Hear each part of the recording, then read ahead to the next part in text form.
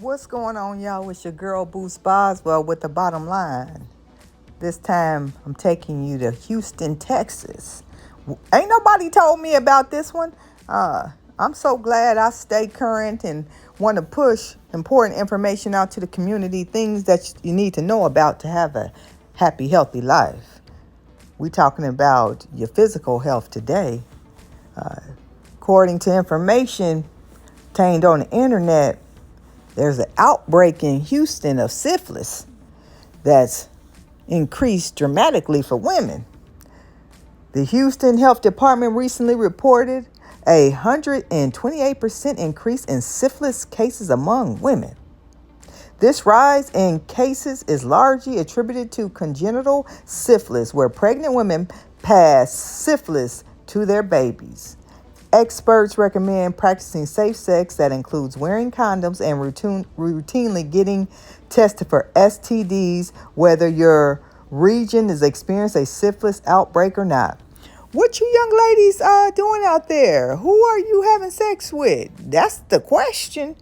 I think a lot of y'all just jumping into bed and y'all walking away with something that you didn't bargain for. Being reserved and proceeding with discretion and limitation is a blessing. Let's continue on.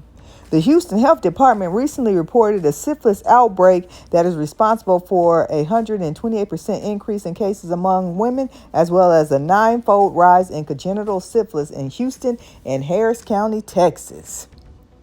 This information I'm getting from health.com. The spread is among a large outbreak of sexual transmitted diseases, with syphilis cases rising nationally by what the Centers for Disease Control and Preventative Methods called an alarming 32% from 2020 to 2021. In response to the outbreak, the Houston Health Department is waiving all clinical fees for sexually transmitted infections. So that means, ladies, you can go get tested for free. Ain't no reason for you not to go see what's going on with your body and make sure you can get yourself well if you are deemed positive. These diseases, they can lay there for a while, but when they come out fighting, they typically a win. So you don't want to put yourself in a situation like that. And furthermore, it speaks to where we are mentally and physically. With an outbreak like that, that says that, what's going on in the bedroom should be happening. You might be jumping in too many beds, or with these gentlemen that are jumping in too many beds. Sometimes you just gotta have restraint and say, nah, I have boundaries, and if you're not meet them, then I got to keep my legs closed. And that's a real thing. As these generations come up, their sexuality and comfortability of being sexualized is increased significantly. No discretion and willing to explore and do any and everything. But remember this, folks, if you don't remember nothing else, there's consequences when you don't have any boundaries and expectations. And it just is what it is. It ain't old fashioned. This is law of life. Protect your body and your mind. That's all you got if you ain't got nothing else. And if you ain't got that, just might as well throw it all in, because you ain't going to win. I'm wishing everybody the best. Take a listen. If you like what I do on this channel, on this platform, where I'm trying to go, please support it.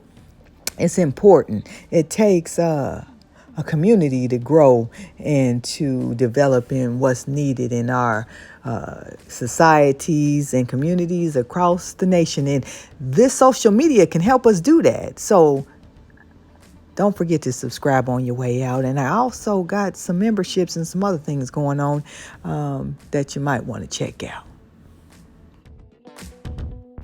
There has been a dramatic rise in syphilis cases among Houston women. The Houston Health Department is reporting a spike of 128% in cases and a 9-fold rise in congenital syphilis in Houston and Harris County.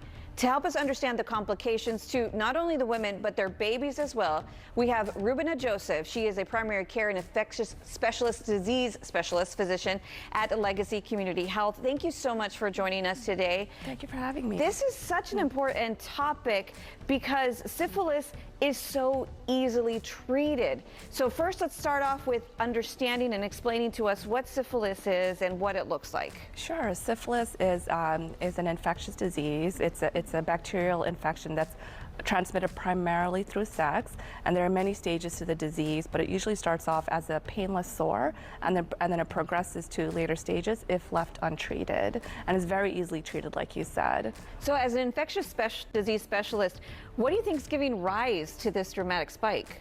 So there are many reasons for the rise. First of all, STDs in general have been on the rise all across America, and syphilis is one of them, and Houston is feeling it. And the specific rise you're talking about is in women and in congenital syphilis also. Like you said, 128% increase for women and about a 9-fold increase in congenital syphilis.